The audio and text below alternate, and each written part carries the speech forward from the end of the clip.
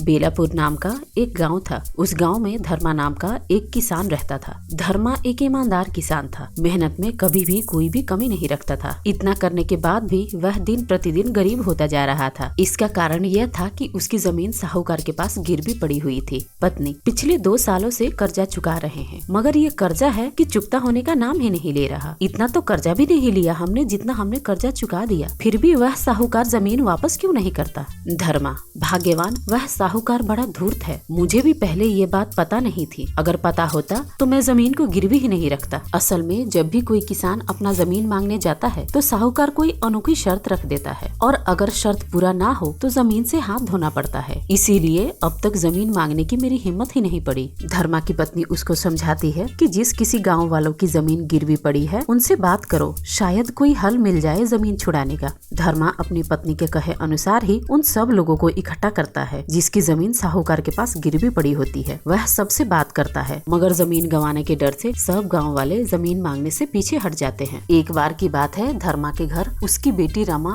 और दामाद कुशल कुमार कुछ दिनों के लिए रहने आते हैं। कुशल कुमार देखता है कि जब से वो आया होता है तब से उसका ससुर कुछ परेशान जैसे होते हैं। बापूजी, मैं कई दिनों से देख रहा हूँ, आप परेशान लग रहे हैं। मुझे बताइए क्या परेशानी है। आप बात करेंगे तभी तो मैं परेशानी का हल निकाल पाऊंगा। क्या बताऊं बेटे, मैंने साहूकार से 50,000 कर्जा लिया था। कर्जा तो कब का चुकता हो गया, लेकिन साहूकार जमीन पर कब्जा कर बैठा है। सिर्फ हमारी नहीं, जाने कितने किसानों की जमीन पर उसने कब्जा किया है। जब भी कोई जमीन छुड़वाने जाता है वह अजीबोगरीब शर्त रख देता है, और शर्त पूरी ना होने पर जमीन पर पूरी तरह से कब्जा कर लेता है। कुशल कुमार अपने ससुर को आश्वासन देता है कि सब ठीक हो जाएगा, मैं जमीन जरूर छुड़वा लूंगा। कुशल कुमार का ससुर धर्मा उसे साहूकार के पास जाने से मना करता है, फिर भी उसका दामाद साहूकार के घर चला जाता है। कुशल कुमार देखता है कि उसकी तरह कई लोग जमीन छुड़वाने के लिए वहाँ खड़े होते हैं और साहूकार शर्त रख रहा होता है। तभी साहूकार की नजर कुशल कुमार पर पड़ती है। तुम कौन हो भाई, तुम्हें तो पहली बार देखा है, कोई कर्जा वर्जा चाहिए क्या, कह के कहता है। कुशल कुमार, नहीं साहूकार जी, मैं कोई कर्जा लेने नहीं आया हूँ। असल में मैं अपने ससुर धर्मा जी का जमीन वापस लेने आया हूँ। आपकी जो भी शर्तें हैं आप मुझे बता दीजिए। तो इस पे साहूकार कहता है कि उसकी 3 शर्तें हैं। 3 में से कोई भी शर्त पूरी नहीं हो पाएगी तो जमीन उसका हो जाएगा। उन तीनों शर्तों में से पहला शर्त ये है कि आने वाले मौसम में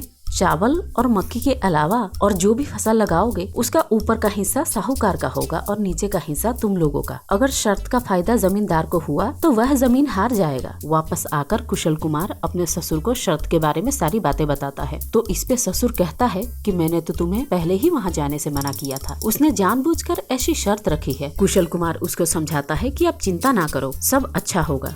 अगले दिन ससुर दामाद दोनों मिलके खेत को फसल के लिए तैयार करने लगते हैं। कुछ महीनों में फसल तैयार हो जाता है। उसी समय जमींदार घूमते फिरते वहाँ आ जाता है। फसल में फूल लगा देख वह खुश हो जाता है। धर्मा जी, फसल ने तो फूल पकड़ लिया है, अब मुझे ये बताओ कि फसल लेने मैं कब आऊँ। कुशल कुमार, साहूकार जी, ससुर जी के तरफ से मैं ही आपको बता देता हूँ, आप अगले हफ्ते आ जाना, फसल तैयार हो जाएगी। साहूकार उनसे बात करते हुए मन ही मन बहुत खुश हो जाता है कि अब फूल में फसल लगेगा और वह शर्त जीत जाएगा। हफ्ते भर बाद साहूकार गांव के एक सदस्य के साथ अपने ट्रैक्टर पर खुश होते हुए फसल लेने आता है। साहूकार, लगता है फसल अच्छी हुई है, चलो चलो अब सारी बोरियों को जल्दी से ट्रैक्टर पर लोड कर दो, अपनी हार मानो और जमीन को भूल जाओ। कुशल कुमार, हाँ हाँ साहूकार जी, अपना हिस्सा लेते जाओ, लेकिन आपके शर्त के मुताबिक आपके हिस्से में यह झाड़ पात है। आपने कहा था कि चावल और मक्की के अलावा कुछ भी लगाओ, ऊपर का हिस्सा आपका और नीचे का हिस्सा मेरा, तो मैंने मूंगफली लगाई है। मूंगफली की झाड़ पात आपकी और मूंगफली मेरा, कह के कहता है।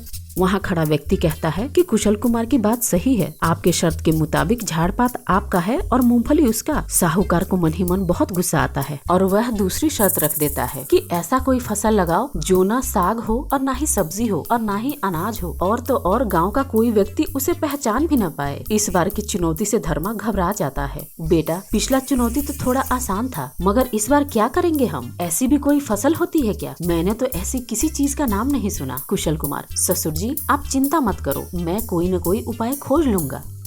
कुछ समय बाद फिर से खेत में फसल लहराने लगती है। साहूकार को विश्वास होता है कि यह शर्त तो कोई जीत ही नहीं सकता, इसीलिए वह कई सारे गांव वालों को अपने साथ लेकर धर्मा के घर ही आ जाता है। तो धर्मा भाई, लगा लिया फसल, अब दिखा भी दो कि क्या फसल लगाई है, जरा हम भी तो देखें कैसे जीतोगे तुम यह शर्त। आज तो मैं तैयारी के साथ आया हूँ। कुशल कुमार, सब्र रखिए साहूकार जी, ट्रक में लोड करके मंगवाया है, आता ही होगा, कह के कहता है। तभी ड्राइवर ट्रक लेकर वहाँ आ जाता है। ट्रक में अजीब जैसा पत्ता भरा होता है। कोई भी गाँव वाला या खुद साहूकार भी इसे पहचान नहीं पाता। तो जानबूझकर साहूकार ऊंची आवाज में कहता है कि हम लोग कैसे मान ले कि यह कोई फसल है, यह तो कोई छलावा या दिखावा भी हो सकता है। तो इस पे कुशल कुमार कहता है कि ये कोई छलावा या धोखा नहीं है साहूकार जी, ये सलाद का पत्ता है। शहरों में लोग इसका बहुत इस्तेमाल करते हैं, फास्ट फूड और सलाद के तौर पे इसका इस्तेमाल होता है। आप चाहे तो इसके बारे में शहर जाकर पता लगा लीजिए। साहूकार लगातार 2 बार गाँव वालों के सामने शर्मिंदा होता है। अब वह अपनी तीसरी शर्त में कहता है कि कुछ ऐसा उगाओ जिसका सारा हिस्सा बिकाऊ हो, डाल, पात, झाड़, फूल, सब कुछ, और अगर जीत गए तो जमीन तुम्हारा हो जाएगा। दोनों ससुर दामाद फिर से खेती करते हैं। इस बार वह अपने खेत में तुलसी का पौधा लगाता है। समय होने पर फिर से साहूकार गांव वालों के साथ धर्मा के खेत पर आता है।